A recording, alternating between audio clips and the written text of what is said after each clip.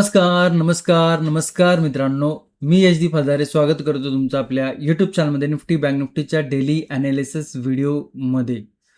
आज होता गुरुवार, होती सेन्सेक्सची एक्सपायरी आणि ज्या पद्धतीने एक्सपायरी होती ना, अशा एक्सपायरीमध्ये काम करण्यासाठी आपल्याकडे भला मोठा एक्सपिरियन्स पाहिजे, भलं मोठं मार्केटचं नॉलेज पाहिजे आणि या दोन गोष्टी जर नसेल तर अशा एक्सपायरीमध्ये काम करणं म्हणजे खूप मोठी अवघड गोष्ट आहे, खूप मोठी कठीण गोष्ट आहे.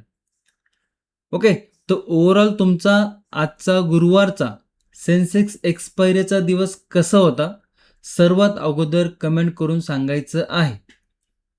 आणि तुमचे जे पण काही मनातले क्वेश्चन असतील मार्केटबद्दल ते बिंदासपणे तुम्ही कमेंटमध्ये विचारा. कारण की काय होतं की जितके तुम्ही कमेंट करसाल तितक्या कमेंट मी वाचत असतो आणि त्या कमेंटमधनं नवीन येणारी लोक किंवा जे लोक बिगिनर आहेत त्यांना त्यातनं खूप काही शिकायला देखील मिळत असतं. त्यामुळे आवर्जून कमेंट करायला ट्राय करा. वेळात वेळ काढून कमेंट करा. 2 मिनटं 1 मिनिटापेक्षाही कमी वेळ लागतो कमेंट करायला. आणि काय आहे ना, खूप लोक काय होतात की हा व्हिडिओ बघ, तो व्हिडिओ बघ, याचं रील बघ, त्याचं रील बघ. अशाने काय होतं की ते व्हिडिओ आणि रील्स पाहून इन्फ्लुअन्स होतात आणि मग मार्केटमध्ये काम करण्याचा निर्णय घेतात. ओके, परंतु नेहमी लक्षात ठेवा की कुठलंही काम करण्या अगोदर आपल्याला त्या कामाची पूर्ण माहिती आहे का नाही हे पाहणं अत्यंत गरजेचं आहे. आणि त्यातल्या त्यात तुम्ही जर मार्केटमध्ये काम करण्याचा विचार करत असाल तर इकडे सगळ्या कामांपेक्षा रिस्क फॅक्टर हा हायर साईड आहे. ओके, त्यामुळे जर तुम्ही नवीन असाल किंवा आत्ता मार्केट बघायला लागला असाल तर सगळ्यात आधी समजून घ्या की तुमच्याकडे मार्केटमध्ये काम करण्यासाठी एक्सपिरियन्स आणि एज्युकेशन पाहिजे. आता एक्सपिरियन्स कसा येणार आहे, एज्युकेशन असल्यानंतरच येणार आहे. ज्यावेळेस तुम्ही मार्केटचं पूर्ण ॲडव्हान्स नॉलेज घेसाल, मार्केटच्या ज्या बारीक गोष्टी आहेत त्या थोड्याशा समजून घेताल, काय गोष्टी शिकायला पाहिजे, कशा शिकायला पाहिजे, शिकल्यानंतर कशा पद्धतीने आपल्याला मार्केटचा विचार करता आला पाहिजे आणि त्याच्यानंतर स्टेप बाय स्टेप गोष्टी शिकत गेल्यानंतर तुम्हाला गोष्टी काही समजतील आणि त्याच्यानंतर येणारा आहे तो एक्सपिरियन्स. म्हणजे पहिलं एज्युकेशन, त्याच्यानंतर एक्सपिरियन्स आणि त्याच्यानंतर मग तुम्हाला जमतंय नाही जमतंय हे तुम्हाला ठरवायचं आहे. कारण की कसं असतं की प्रत्येक काम प्रत्येकाच्यासाठी बनन असं नाहीच आहे. ओके, कोणासाठी बघा आपण हे पण करतो ना, कोण एक इंजिनिअरिंग करतो, कोण एखादं दुसरी डिग्री घेतो, परंतु काम मात्र डिफरंट करतात. का की त्यांना नंतर रिअलाईज होतं काम करायला गेल्यावरती किंवा इंटर्नशिप किंवा काही करत असेल तेव्हाच कळतं की बाबा हे काम माझ्यासाठी नाही आहे. माझा इंटरेस्ट आहे तर दुसऱ्या गोष्टींमध्ये आहे. असं काहीसं बघायला मिळतं. त्यामुळे आधी अभ्यासाकडे लक्ष द्या. अभ्यास करून झाल्यावरती थोडीशी प्रॅक्टिस करण्याकडे लक्ष द्या. प्रॅक्टिस केल्यानंतर ठरवा की हे काम आपल्यासाठी आहे का नाही. कारण की प्रत्येकाचं मन वेगळं असतं, प्रत्येकाचं नेचर वेगळं असतं, स्वभाव वेगळा असतो. त्यामुळे तुम्हाला हे काम झेपन नाही झेपन हे तुम्हाला स्वतःला ठरवायचं आहे. कोण तुम्हाला रील्समधनं आणि व्हिडिओमधनं नाही सांगणार आहे. हे तुम्हाला स्वतःला ठरवायचं आहे. आणि काय होतं की मी व्हिडिओची सुरुवातच अशी करतो ना की खूप लोकांना नेगेटिव्ह वाटतं. परंतु ही नेगेटिव्ह गोष्ट नाहीये. जी पण काही रिॲलिटी आहे हे मी तुमच्यापर्यंत मांडण्याचा प्रयत्न करत असतो आणि जो पण काय मी लोकांच्या बोलण्यातून एक्सपिरियन्स घेतलाय, जो काही मी स्वतः शिकण्यातून एक्सपिरियन्स घेतलाय ना, हा तुमच्यापर्यंत मांडण्याचा प्रयत्न करत असतो. आता तुम्हाला त्याला नेगेटिव्ह घ्यायचंय, पॉझिटिव्ह घ्यायचंय तुमचा प्रश्न आहे. ओके, कारण की तुम्ही तुमच्या मनाचे मालक आहात. आता काय होतं की काही लोक मग ह्या चॅनलवरती खूप निगेटिव्ह सांगतात आहे सर. दुसऱ्या कुठल्या तरी चॅनलवरती जाऊन बघायचं. तुम्ही कुठलाही चॅनल बघा, कुठलेही रील्स बघा, त्याच्याशी माझं काही घेणं देणं नाही आहे. परंतु समोरचा व्यक्ती काय सांगतोय, कशा पद्धतीने सांगतोय हे तुम्ही समजून घ्यायला पाहिजे. आता याच्यामध्ये मला माहिती आहे की खूप लोक डिमोटिवेटेड होतील. परंतु डिमोटिव्ह होण्यापेक्षा अभ्यासाकडे लक्ष द्या ना. थोडंसं 5-6 महिने अभ्यास करून बघा. तुम्ही काही जॉब करत असाल, तुम्ही दुसरं काही बिझनेस करत असाल, दुसरं काही काम करत असाल, त्यातनं वेळ काढून अभ्यास करा. अभ्यास 6 महिने केल्यानंतर मग थोडंसं मार्केटला वॉच करण्याचा प्रयत्न करा. वॉच करण्याचा प्रयत्न केला तर मग त्यातनं काहीतरी एक्सपिरियन्स घ्या, अनुभव घ्या. मग तुम्हाला हळूहळू समजायला लागेल की ही गोष्ट अशी असते, ही गोष्ट अशी असते. मग तुम्हाला त्याच्यातनं एक्सपिरियन्समधनं समजेल की बाबा ही गोष्ट करण्यासारखी आहे का नाही. हे जे क्वेश्चन आहेत ना, हे तुम्हाला पडायला पाहिजे. काय होतं की काहीतरी कुठेतरी काहीतरी बघायचं आणि डायरेक्ट येऊन उडी मारायची. मग ते बघायचं नाही त्याच्यात पाणी आहे का चिखल आहे का काय आहे, फक्त उडी मारायची. पण उडी मारण्याच्या अगोदर तुम्हाला पोहता येतंय, नाही येतंय, तुम्हाला काय हे थोडंसं तुमचं मन शांत ठेवून एकदा विचार करा. कारण की खूप लोकांचे कमेंट असतात मला, की "सर काय करायला पाहिजे?" ओके. तर मी तुम्हाला तो रोडमॅप सांगितलाय, की मार्केटमध्ये जर तुम्हाला काम करायचं असेल, तर स्वतःवरती आधी काम करणं गरजेचं आहे. स्वतःवरती काम करणं म्हणजे काय? की आधी मार्केट व्यवस्थित पद्धतीने शिक्षण घेणं, मार्केटचं प्रॉपर नॉलेज घेणं आणि असं नाही की वरवरचं नॉलेज, डीपमध्ये जाऊन नॉलेज घेणं गरजेचं आहे. आणि त्याच्यानंतर मग तुम्हाला डिसिजन घ्यायचं की करायचं आहे का नाही. मग ते बोलतो मी की स्वतःवरती आधी काम करणं गरजेचं आहे. मग आता याच्यामध्ये खूप लोकांचे असेही क्वेश्चन असतात, की सर आम्ही सोशल मीडियावरती खूप सारे कंटेंट बघितलं एज्युकेशनचं, पण आम्हाला काही समजत नाही. ते नाही समजणार आहे. कारण की एकाने एक व्हिडिओ बनवलेला असतो, दुसऱ्याने दुसरा व्हिडिओ बनवलेला असतो. एकाने एक कन्सेप्ट वेगळ्या पद्धतीने सांगितली असते, दुसऱ्याने तीच कन्सेप्ट वेगळ्या पद्धतीने सांगितली असती. आता त्याच्यामध्ये त्याला किती येतंय आणि तो समजवतोय कसा, ही पण गोष्ट खूप बघण्यासारखी आहे. आणि सोशल मीडियावरती सगळ्या गोष्टी ह्या एका रांगेत नसतात. एक गोष्ट या कोपऱ्यात, दुसरी गोष्ट त्या कोपऱ्यात, तिसरी गोष्ट या कोपऱ्यात असं असतं. म्हणजे तुम्हाला एक पुस्तक वाचायचं आहे, पण त्याची सगळी पानं फेडून उधळून दिलेली आहेत. आता ती तुम्ही सगळी पानं गोळा करा, सगळे सिरियलनी लावा आणि त्याच्यानंतर मग अभ्यास करायचा प्रयत्न करा. असं काहीसं सोशल मीडियावरती नॉलेज आहे. तर आपल्याला काय पाहिजे, की बाबा प्रत्येक गोष्ट step by step, step by step, step by step कशा पद्धतीने शिकता येईल, कमी वेळेमध्ये जास्त अभ्यास कशा पद्धतीने करता येईल, हे माझं धोरण असतं. आणि हेच तुम्हाला व्यवस्थित पद्धतीने समजण्यासाठी आपला प्रायजेक्शन आणि सेटअप ट्रेनिंगचा कोर्स मी 1, 2, 3, 4 असे 19 व्हिडिओ बनवलेले आहेत. पहिल्या व्हिडिओमध्ये काय शिकायला पाहिजे, दुसऱ्या व्हिडिओमध्ये काय शिकायला पाहिजे, तिसऱ्या व्हिडिओमध्ये काय शिकायला पाहिजे, असं step by step, step by step शिकवण्याचा प्रयत्न केलेला आहे तिकडे व्हिडिओ फॉर्मॅटमध्ये. आता अर्थातच तुम्हाला जॉईन करायचंय, नाही करायचंय ती तुमची मर्जी आहे.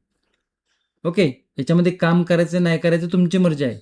परंतु माझं एकच म्हणणे आहे, की याच्यामध्ये जर तुम्हाला काम करायचं असेल, तर त्याचं प्रॉपर नॉलेज घेणं गरजेचं आहे. आता नॉलेज कोणत्या-कोणत्या गोष्टीचं घ्यायला पाहिजे, हे पण खूप गरजेचं आहे. काही लोकं फक्त इंडिकेटरवरतीच काम करत बसतात. इंडिकेटर जवळ-जवळ बघितलं तर ॲक्चुअली तुम्ही जर बघितलं तर 10,000 ते 15,000 इंडिकेटर आहेत.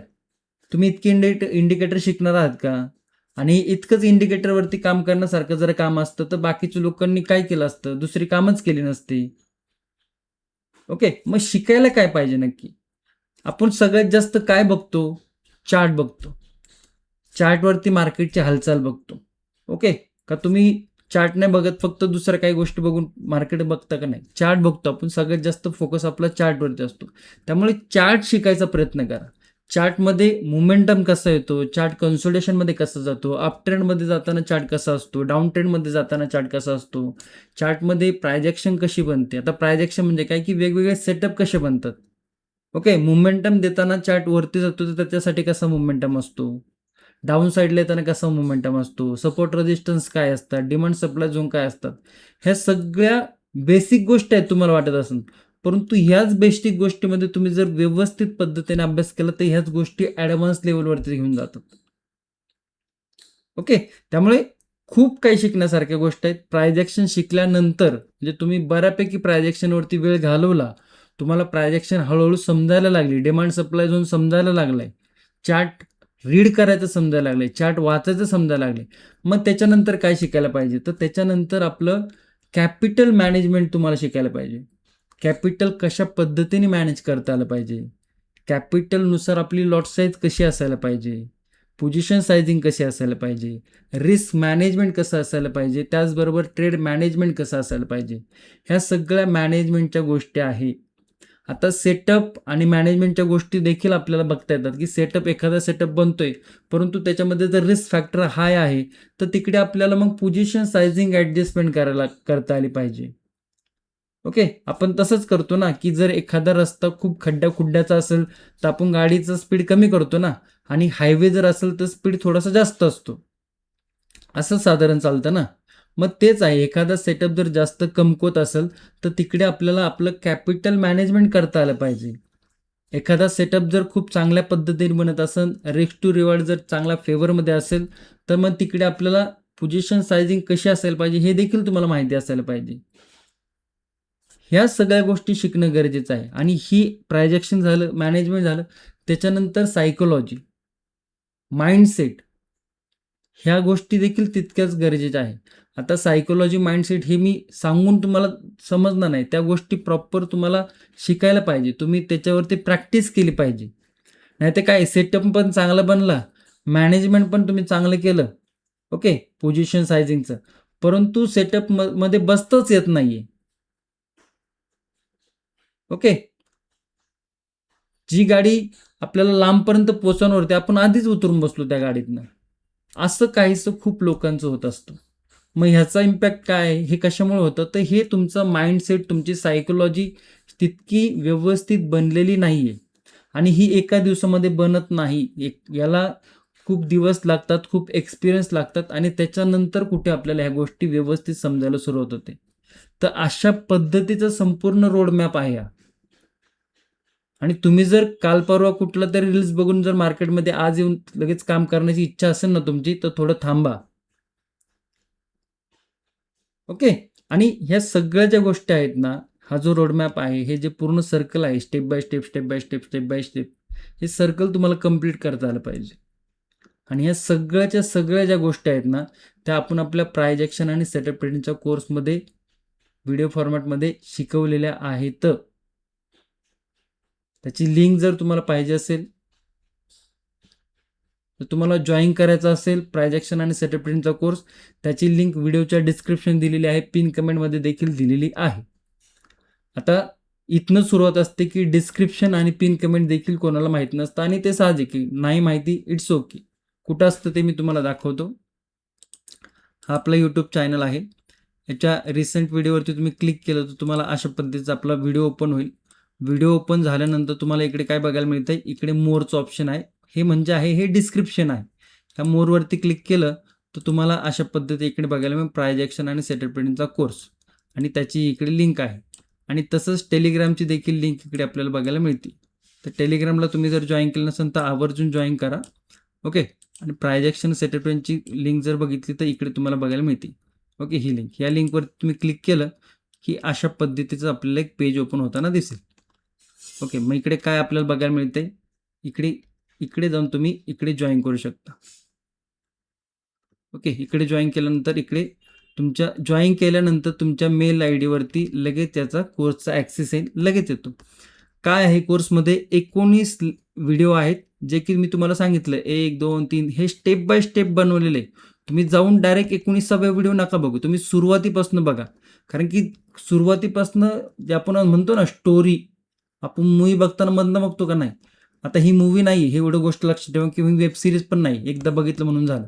ओके, तर इकडनं व्यवस्थित पद्धतीने फर्स्ट लेसन काय आहे, सेकंड लेसन काय आहे, थर्ड लेसन काय आहे, फोर्थ लेसन काय आहे, हे सगळे एकमेकांना कनेक्ट आहेत बऱ्यापैकी. त्यामुळे फर्स्ट बघा, सेकंड बघा, थर्ड बघा, असं बघा. त्याच्यानंतर काही सेटअप आहेत, ते सेटअप देखील बघा. मी दाखवतो तुम्हाला काय काय आहे ते. 19 व्हिडिओ आहेत, आणि याची व्हॅलिडिटी काय आहे, 1 वर्षाची आहे. ओके, आता ही वेब सिरीज असते, तुम्ही एकदा बघितले असते तर सोडून दिले असते, परंतु 1 वर्ष का ठेवली व्हॅलिडिटी, कारण की 19 व्हिडिओ आहेत, ते वारंवार तुम्ही बघावे. आज कशा पद्धतीने प्रायजेक्शन झाली बाबा, आज काय बनला होता, डबल टॉप बनला होता का, हा डबल टॉप बनला मार्केटमध्ये, मला समजला, परंतु आपण शिकलोय कसं, तसं बनतोय का, त्याच्यामध्ये काय काय गोष्टी आपल्याला बघायला पाहिजे होत्या, काय काय गोष्टी, रिस्क मॅनेजमेंट कसं असायला पाहिजे त्यामध्ये. ओके, तर ह्या गोष्टी रिपीटेड बघत जावा, आणि त्यातनं समजून घ्यायचा प्रयत्न करा, लिहून ठेवा. ओके, आणि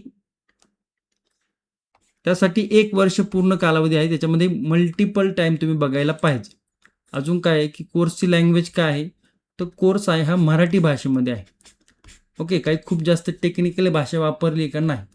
आणि जे लोक नॉन मराठी आहेत पण त्यांना मराठी समजतंय, असे देखील लोक जॉईन करू शकता. काही लोकांनी जॉईन देखील केलेला आहे. ओके, ज्यांना व्यवस्थित समजते ते. आता इकडे बघितलं तर सी लेवल्स काय, हा पूर्ण सी लेवल्स आहे. म्हणजे इकडे बघा 1, 2, 3, 4, 5, 6, 7, 8, 9, 10 असा 19 व्हिडिओ आपल्याला इकडे बघायला मिळतात ते. आणि हे जे क्रमाने आहेत त्याच क्रमाने बघण्याचा प्रयत्न करा, तुम्हाला व्यवस्थित पद्धतीने समजेल. अजून एक महत्त्वाची गोष्ट म्हणजे की इकडे लिहिलं आहे कस्टमर सपोर्ट.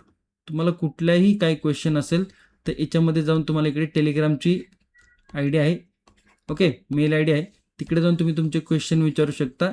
मोस्टली टेलिग्रामवरती मेसेज करण्याचा प्रेफर करा, DM करण्याचा प्रेफर करा.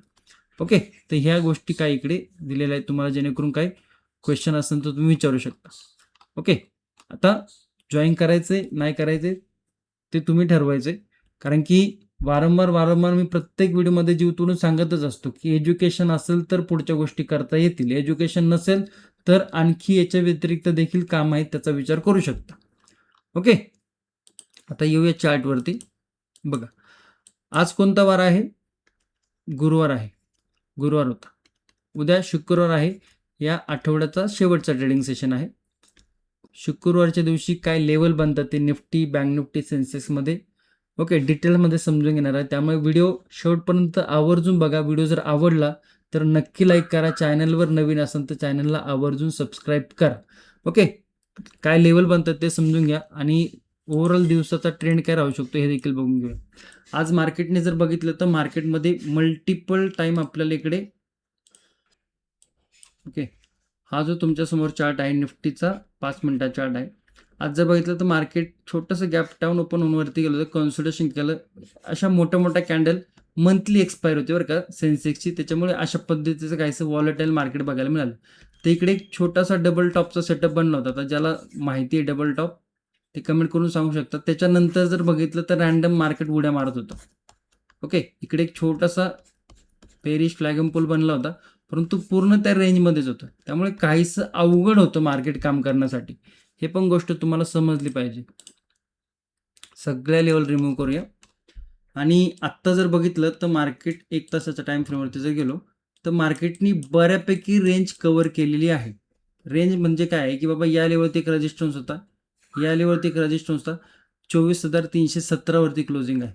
आणि मार्केट या बॉटमपासनं या लेवलपर्यंत ओके मोमेंटम देऊन गेलेलं आहे. तर बऱ्यापैकी एक रेंज कव्हर केलेली आहे. काहीसं रेजिस्टन्स झोनमध्ये आपल्याला बघायला मिळते, तर काहीसं न्यूट्रल मार्केट बघायला मिळू शकतं. लेवल आणि सपोर्ट काय बनतो ते समजून घ्या. 24,317 तुम्हाला दिसताना इकडे 24,300 दिसतं, परंतु क्लोजिंग झालेलं आहे या लेवलवरती. तिकडे रेजिस्टन्स बघायला मिळतो 24,300 आणि सपोर्ट जर बघितला 24,280 ही एक रेंज बघायला मिळते. डाऊन साईडला जर बघितलं तर या लेवलवरती एक सपोर्ट आहे. त्यानंतर जर बघितलं तर सेकंड सपोर्ट या लेवलवरती आहे. थर्ड सपोर्ट आजचा इंट्राडे लो या लेवलवरती आहे. ओके, 1 तासाच्या टाईम फ्रेमवरती जर गेलो तर आता मार्केटमध्ये हाच एक रेजिस्टन्स बाकी राहील. साधारण 24,500ची लेवल आहे ती. त्याच्यामध्ये जर बघितलं तर काय काय रेजिस्टन्स आहेत. या लेवलवरती एक रेजिस्टन्स आहे आणि इथे एक रेजिस्टन्स आहे. ती या लेवलवरचा रेजिस्टन्स आहे ते थोडंसं आपण त्याला या काही लेवल बघायला मिळतात ते. परंतु मी तुम्हाला वारंवार अनालिसिसमध्ये सांगितलेलं आहे की एक असतो सप्लाय झोन, एक असतो डिमांड झोन. ओके, थोडंसं खाली घेतो समजून येईल. एक असतो सप्लाय झोन, एक असतो डिमांड झोन. सप्लाय झोनवरती मार्केट असल्यावरती रिस्क टू रिवॉर्ड रेशो हा बुलिश साईडला तितका व्यवस्थित नसतो, फेवरेबल नसतो. तिथनं मार्केट डाऊन येण्याची पॉसिबिलिटी ही हायर साईड असते. ज्यावेळेस डिमांड झोनवर असतो त्यावेळेस नेगेटिव्ह जाण्यापेक्षा बुलिश मुवमेंट येण्याची पॉसिबिलिटी जास्त असते. रिस्क टू रिवॉर्ड रेशो हा बुलिश साईडला असतो. आणि तसंच काहीसा आता इकडे आपल्याला बघायला मिळते. हा रेजिस्टन्स झोनमध्ये आलेला आहे. एका सप्लाय झोनमध्ये आत्ता तरी आपल्याला निफ्टी आलेला दिसते, कारण की या लेवलवरनं मार्केटनी हा एक ब्रेकआउट फेलियर केलेला आहे. म्हणजे ही काही खूप स्ट्रॉंग सपोर्ट लेवल आहे का? बिलकुलही दिसत नाही. टेक्निकल जर बघितलं तर ही एक स्ट्रॉंग रेजिस्टन्स लेवल दिसते. मार्केटनी या लेवलनं मल्टिपल टाईम रिजेक्शन घेतलेलं आहे. ओके, म्हणजे मार्केट बघितलं तर लास्टचे 7 दिवस मार्केटने खूप स्ट्रॉंग बुलिश मोमेंटम दाखवले. परंतु आपण काय बघतोय की आत्ता मार्केट अशा लेवलवरती आले की मार्केटने तिकडनं काय केले, रिजेक्शन घेतलेलं आहे. तर मग मार्केट जर उद्या ओपन होऊन जर सपोर्ट ब्रेक करत असेल आणि डाऊन साईडला जात असेल तर काही मोठं आश्चर्य वाटायला नको. ही गोष्ट तुम्हाला माहिती असायला पाहिजे. ओके, आणि हे सगळं काय, हे सगळं प्राइस ॲक्शन आपण बघतोय. ओके, मग लेवल काय बनतं ते, जर मार्केट या लेवलवरती आत्ता क्लोजिंग आहे, नो ट्रेडिंग झोन काय आहे 24,342, सपोर्ट झोन काय आहे 24,281, हा कन्सोलिडेशनचा झोन आहे, नो ट्रेडिंगचा झोन आहे. या लेवलच्या वरती जर मार्केट जात असेल तर बुलिश साईडला मार्केट ब्रेकआउट देऊन काय काय लेवल बघायला मिळतात, ते 24,400, 24,450 आणि 24,500 या काही लेवल आपल्याला बघायला मिळत आहे. ओके, परंतु बुलिश साईडला रिस्क टू रिवॉर्ड रेशो हा इतका फेवरेबल नाही आहे. रिस्क फॅक्टर काय आहे, बुलिश साईडला हायर साईड आहे. आता तुम्हाला एक क्वेश्चन पडायला पाहिजे की सर काय बोलता तुम्ही, लास्टचे 4 ते 5 ट्रेडिंग सेशन मार्केट चांगलं वरती बुलिश मोमेंटम दाखवते, मार्केट आलेही नाही खाली, आणि तुम्ही बोलताय की बुलिश साईडला risk to reward ratio favourable नाही. यालाच प्राइस ॲक्शनचं नॉलेज बोलतात. ओके, कारण की इकडे बुलिश साईडला मार्केट जाण्याची पॉसिबिलिटी आता कमी झाली. जी बॉटम साईडवरनं जी आपण पॉसिबिलिटी बघितली ती हायर साईड होती, परंतु आता तो काय आलाय, आपण जी रेंज बघितली त्या रेंजच्या आसपास आलेला आहे. ओके, त्यामुळे बुलिश साईडला जाताना रिस्क फॅक्टर हाय आहे. मार्केट काहीसं आपल्याला BOS म्हणजे ब्रेक ऑफ स्ट्रक्चर करून मार्केट काहीसं नेगेटिव्ह साईडला जाताना दिसू शकतं. ओके, तर ही जी आत्ताची जी प्राइस ॲक्शन आपण 1 तासाच्या डेली टाईम फ्रेमवरती बघितली त्याच्यावरनं आपल्याला हे बघायला मिळते. बाकी तुम्ही थोडंसं ऑब्झर्वेशन करू शकता. डाऊन साईडला जर बघितलं तर मल्टिपल सपोर्ट आहे, परंतु या सपोर्ट नंतर मार्केट जर लेवल ब्रेक करत असेल तर फर्स्ट हा सपोर्ट म्हणजे कुठला 24,281. ओके, ही जर लेवल ब्रेक करत तर फर्स्ट सपोर्ट आहे 24,229. या लेवलवरती मार्केटनी खूप वेळा सपोर्ट घेतलाय. ही लेवल थोडीशी इकडे मार्केटनंतर ट्रेड मॅनेजमेंटकडे लक्ष असणं गरजेचं आहे. ट्रेड मॅनेजमेंट तुम्हाला माहिती असणं गरजेचं आहे. आणि ही लेवल ब्रेक करत असेल तर मार्केटमध्ये एक नेगेटिव्ह मोमेंटम बघायला मिळू शकतो. म्हणून जो आपण बोललो की मार्केटचा ट्रेंड काय राहू शकतो, तो ट्रेंड काहीसा मार्केटचा निगेटिव्ह राहून मार्केट डे लोला क्लोजिंग देण्याची पॉसिबिलिटी वाढते, हायर साईड होती. ओके, तर ह्या गोष्टी थोड्याशा समजून घ्या. गॅप अप ओपन होत असेल तर मार्केटमध्ये काहीसा ओपनिंग नंतर प्राइस ॲक्शन नंतर जर सेलिंग साईडला काही प्राइस ॲक्शन बनत असेल किंवा सेटअप बनत असेल तर मग सेलिंग साईडला मुवमेंटम येण्याची पॉसिबिलिटी हायर साईड होती. बुलिश साईडला जाण्याची पॉसिबिलिटी मार्केटमध्ये लो झालेली आहे, बिकॉज बुलिश साईडला मार्केट जाऊन ट्रॅप झालेलं आहे. आणि 3 PM मध्ये आज चांगला मोमेंटम होता. आता ज्यांनी कोणी व्यवस्थित समजून घेतलं असेल तर कमेंट करून सांगा, परंतु बुलिश साईडला थोडासा रिस्क फॅक्टर वाढला आहे. डाऊन साईडला या काही लेवल आहेत. हां, गॅप डाऊन जर या लेवलच्या आसपास होत असेल 24,229 तर पुल बॅक किंवा मग कन्सोलिडेशनमध्ये जाताना दिसू शकतं. परंतु खूपच जास्त जर गॅप डाऊन झालं, ओके, झालंच खूप जास्त गॅप डाऊन, तर थोडंसं प्राइस ॲक्शन बघणं गरजेचं आहे. आणि नेहमी लक्षात ठेवायचं, जेव्हा मोठा गॅप अप किंवा मोठा गॅप डाऊन जर मार्केट होत असेल ना, त्या दिवशी रिस्क फॅक्टर ही हायर साईड जाते. त्यामुळे मोठ्या गॅप अप गॅप डाऊन नंतर थोडंसं मार्केटची फ्रेश प्राइस ॲक्शन बघणं गरजेचं आहे. आणि त्यावेळेस आपल्याला तिकडं योग्य पद्धतीने कॅपिटल मॅनेजमेंट, रिस्क मॅनेजमेंट ह्या गोष्टी समजून घेणं गरजेचं आहे. ओके, जाऊया बँक निफ्टीमध्ये. बँक निफ्टीमध्ये पहिल्यांदा नेगेटिव्ह, काही कन्सोलिडेशन, ब्रेकआउट कॅन्डल असली विचित्र, त्याच्यानंतर परत कन्सोलिडेशन, परत 3 PM मोमेंटम. ओके, म्हणजे दिसताना काय दिसतंय, दिसताना खूप छान पद्धतीने मार्केट वरती गेल्यासारखं दिसतंय, परंतु तुम्ही जर व्यवस्थित तुम्हाला जर एक्सपिरियन्स असेल तर इकडे प्राइस ॲक्शन पकडणं येण्यासारखी नव्हती. ही गोष्ट थोडीशी समजून घ्यायला पाहिजे. बोलायला काय जाते की मार्केट वरती गेले संपल्यानंतर, नाही, परंतु जर व्यवस्थित बघितली तर इकडे सेटअप थोडासा होता, काहीसा बनला होता, परंतु ह्या कॅन्डलचा ब्रेकआउट बघा. आणि काय होतं की ज्याला नॉलेज नाही ना, ते लोक अशाच कॅन्डलमध्ये जाऊन बसतात आणि बसतात, त्याच्यानंतर मग काय होतं त्यांनाच माहिती आणि तुम्हालाही माहिती. ओके, तर ह्या गोष्टी थोड्याशा समजून घ्या. सगळ्या लेवल रिमूव्ह करूया. बँक निफ्टीमध्ये जरी बघितलं तर बँक निफ्टीमध्ये या लेवलती मल्टिपल टाइम कन्सोलिडेशन आहे 57,304 वरती. सपोर्ट जर बघितलं तर या लेवल म्हणजे साधारण 57,000चा सपोर्ट आपल्याला बघायला मिळते. आणि ही रेंज मध्ये काम करणं म्हणजे खूप कठीण गोष्ट आहे. ओके, या रेंजमध्ये काम करणं अवघड गोष्ट आहे. प्रायजेक्शन समजणं तितकंसं सोपं नाही.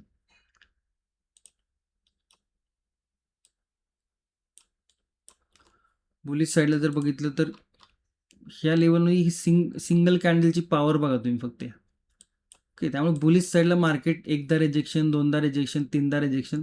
तर या लेवलवरती असं आलं की मार्केट एक आपल्याला अशा पद्धतीची काहीशी, तर ही थोडी मोठी होईल परंतु अशा पद्धतीची याची काही 50%ची कॅन्डल आपल्याला दाखवू शकते एखादी अशी. ओके, तर हे थोडंसं तुमच्या माइंडमध्ये असायला पाहिजे.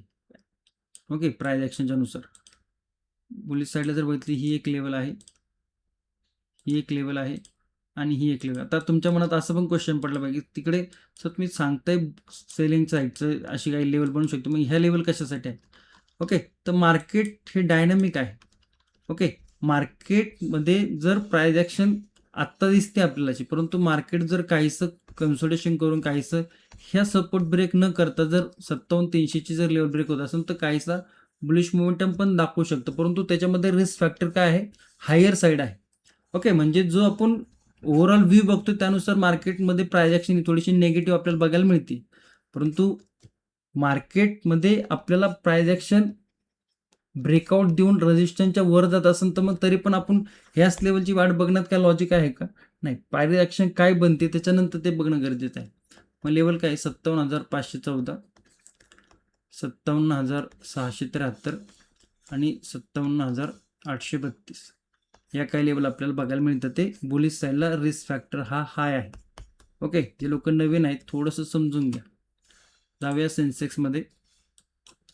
आज ह्या साहेबांची एक्सपायरी होते, याच्यामध्ये 3 PM खूप सुंदर मोमेंटम दाखवला सेन्सेक्सनी. सगळ्या लेवल रिमूव्ह, 1 तासाच्या टाइम फ्रेमवरती जाऊया आणि इकडे जर बघितलं तर आपल्याला अशा पद्धतीची काहीशी ट्रेंड लाईन बघायला मिळते. म्हणजे या लेवलवरनं रिजेक्शन मिळालं होतं, खाली आलं, परत पुलबॅक घेऊन आलो होते, रिजेक्शन मिळालं, खाली आलं, परत गेल्यावरती रिजेक्शन अजून तर दिसत नाही आहे, परंतु ज्याला प्राइस ॲक्शनची समज आहे त्याला कळेल की बाबा ह्या रेजिस्टन्सवरती आलेला आहे. आता ह्या रेजिस्टन्सवरती जर बघितलं, 1 मिनटं फक्त, मार्केटनी काय दाखवले पहिले या रेजिस्टन्सवरती, तर मार्केटनी या रेजिस्टन्सवरनं ब्रेकआउट एकदा दिलाय, परंतु सेलिंग मल्टिपल टाइम दिलेली आहे. म्हणजे ही जी लेवल आहे ना, हा एक सप्लाय झोन आपल्याला बनताना दिसतोय. 77,900 साधारण 78,000च्या आसपास लेवल आहे ती. Okay, round level. तर हे थोडंसं समजून घेणं गरजेचं आहे आणि हे शिकणं गरजेचं आहे. 5 मिनिटाच्या टाइम फ्रेमवरती जाऊया.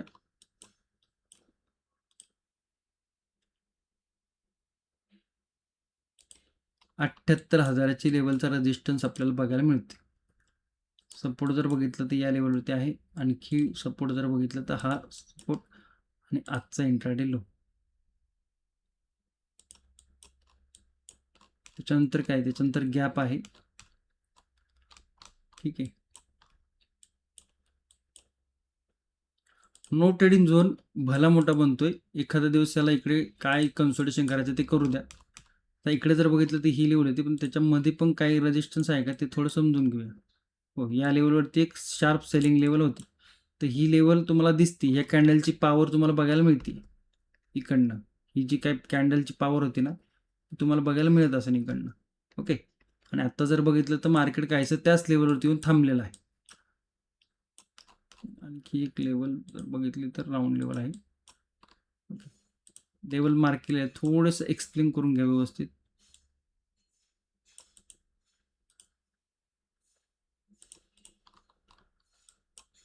एक्सप्लेन करतो, समजून घ्या व्यवस्थित. दिसताना काय दिसतोय? नो ट्रेडिंग झोन मोठा आहे का? तर मोठा आहे. एखाद्या दिवस कन्सल्टेशन करू शकतो का? तर इकडे एखाद्या दिवस कन्सल्टेशन करू द्या. जितकं इथं चांगलं कन्सल्टेशन करत तितकं चांगला ब्रेकआउट किंवा ब्रेकडाऊन फेलियर आपल्याला बघायला मिळू शकतो. 78,000 आणि 77,746 म्हणजे साधारण जर बघितलं तर 300 पॉईंटचा नो ट्रेडिंग झोन. 77,700 समजा 77,800 धरूया. ओके, 250-300 पॉईंटचा नो ट्रेडिंग झोन बघायला मिळते. सेन्सेसच्या कम्पेअरला हा काही खूप मोठा नाहीच आहे, दिसताना मोठा दिसतोय, परंतु बघितलं तर 300 पॉईंटच्या आतमध्येच नो ट्रेडिंग झोन आहे. ओके, आता इकडनं जर बघितलं क्लोजिंग आहे 77,928, म्हणजे या लेवलच्या आसपास क्लोजिंग आहे पूर्ण वरती. इकडनं रिजेक्शन घेऊन जर काहीसं बेरिश प्राइस ॲक्शन करून किंवा अशा पद्धतीने चॅनल तयार करून जर लेवल ब्रेक होत असेल सपोर्टची, तर काय सपोर्ट आहे फर्स्ट 77,555. सेकंड सपोर्ट काय 77,400च्या आसपास आणि थर्ड सपोर्ट आहे 77,324. तर ह्या 3 सपोर्ट आपल्याला बघायला मिळतं. ते बुलिश साईडला जर बघितलं तर कन्सोलिडेशन करून जर जातच असेल वरती तर रिस्क फॅक्टर हाय आहेच. लेवल काय आहे 78,150, 78,282 आणि 78,400. हे काय बुलिश साईडच्या लेवल बघायला मिळतात. खूप जास्त गॅप अप म्हणजे 250-300 पॉईंटच्या प्लस जर गॅप अप आपण होत असेल तर मग gap up gap down setup बघायला मिळू शकतो. डाऊन साईडला या रेंजच्या वरतीच म्हणजे गॅप डाऊन जर झाला पण तू याच रेंजमध्ये झाला तर मग हे कन्सोलिडेशनचा दिवस आपल्याला बघायला मिळू शकतो.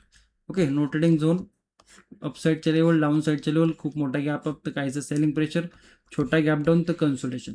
अशा पद्धतीने काहीचं आपल्याला सेन्सेक्सचा चार्ट बघायला मिळतो. ओके, आय होप तुम्हाला निफ्टी, बँक निफ्टी, सेन्सेक्स तिन्ही इंडेक्सचे लेवल व्यवस्थित समजलं असेल. आता तिन्ही इंडेक्सचा जर चार्ट बघितला तर एखादा नेगेटिव्ह मोमेंटम बनण्याची पॉसिबिलिटी जास्त आहे.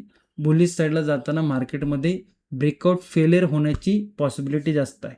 ओके, बाकी व्यवस्थित तुम्हाला व्हिडिओ आवडला असेल तर लाईक, शेअर, सबस्क्राईब नक्की करा. तुमच्या मित्रांपर्यंत, मैत्रिणींपर्यंत नक्की शेअर करू शकता. ओके, आणि परत तीच गोष्ट, जर मार्केटमध्ये काम करायचं असेल तर त्याच्यामध्ये स्वतःवरती काम करा. त्याचं एज्युकेशन व्यवस्थित पद्धतीने घ्या. तुम्हाला जर वेळ नसेल एज्युकेशन घ्यायला, तुम्हाला जर नसेल जमत तर दुसरी जी कामं आहेत ती तुमची ती कामं करू शकता. ओके, धन्यवाद. जय हिंद, जय महाराष्ट्र, जय शिवराय.